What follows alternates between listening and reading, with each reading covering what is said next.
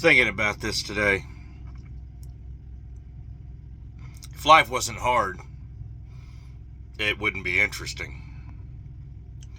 And that's the part that's always kind of mystified me about the younger people. Don't get me wrong, we all want it easy when we want it easy.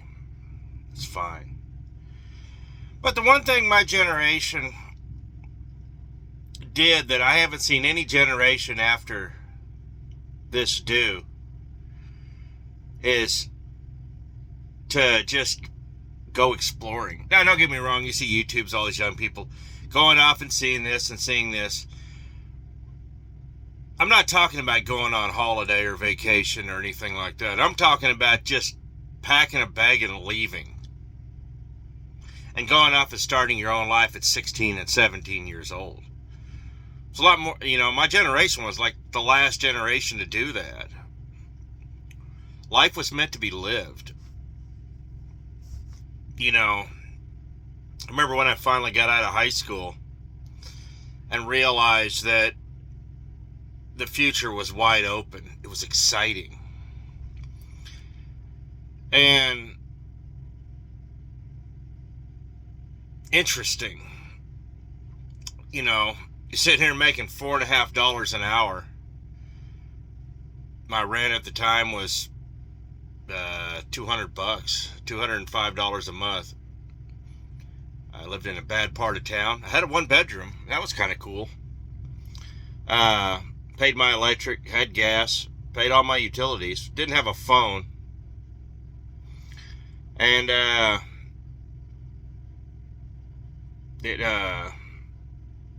but here's the thing.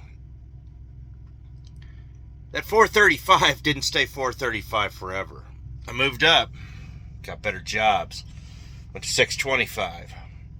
Suddenly I got a better car. It was at the time it was a 76, so when I bought it, it was 22 years old at the time. And you're like thinking, well, that was then, everything was cheaper. Yes, everything was cheaper, but we were making a lot less money too. So if you're going to sit there and put things on a sliding scale, you're going to see that percentage-wise, it's not a whole lot more expensive to live now than it used to be. Now, granted, I'm going to tell you that wages really haven't risen as much as inflation. Wages go up 4%, inflation went up 8%. That's a problem. And I've talked about this before, that people just don't understand money. They don't understand buying power. They don't understand the function of money. All they really understand is what can they buy at this particular moment, so what's in my pocket. Now, they're surviving. I get it. That's subject for another video. But why wouldn't you want to go out and live? Everybody thinks, I hear these people, these young, I gotta have this, I gotta have this, I gotta have this.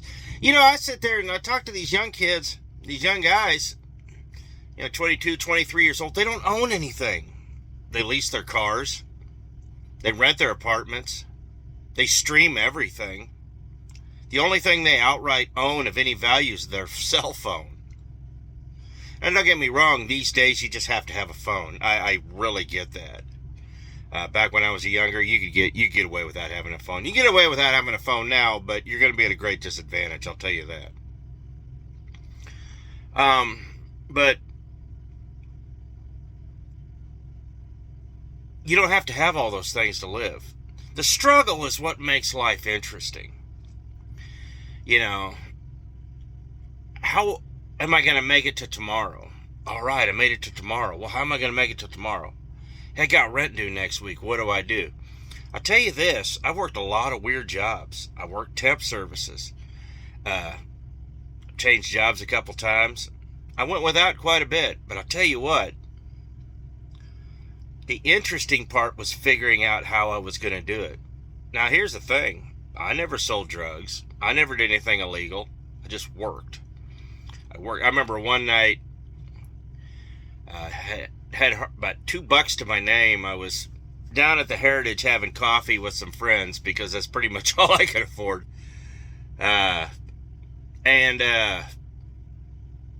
Dishwasher didn't show up. So for 6 hours that night, I washed dishes, made some money, and got a really good meal out of it. Opportunity. A lot of these opportunities that come along are not ideal. A lot of these places to live aren't ideal. But too many people act like this is permanent. I gotta have this now. No, man, you gotta earn it. Life is earned. And when it's earned, it means more. It's more interesting. And it gets better. You know, I remember a gal one time saying, I thought 20s were great, 30s were okay. She said, but when I hit my 40s, she said, that's when I started living. I was like, really? So I was really excited to hit my 40s. And you know what? She was right. My 40s were incredible. And my 50s are turning in pretty good too. Don't be afraid to live. If you got to live in a one-room place in a bad part of town, and do without for a little while to save some money, do without. I drove a lot of crap cars. Still do. I don't have to, but I like it. That's the difference. I don't have to.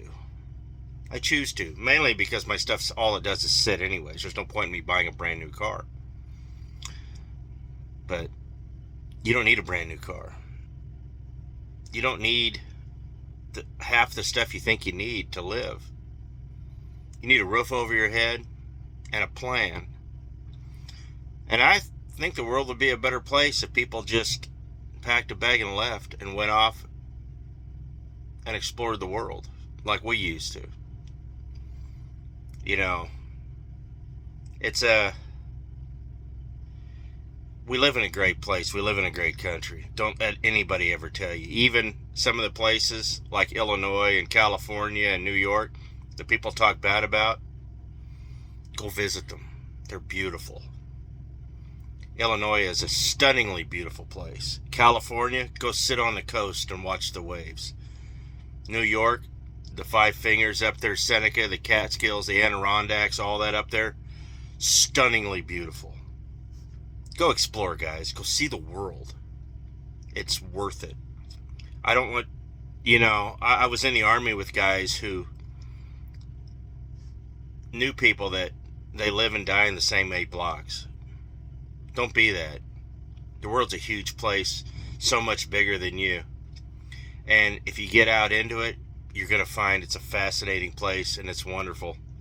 And it's addicting. You're going to want to see more. Don't be afraid to live.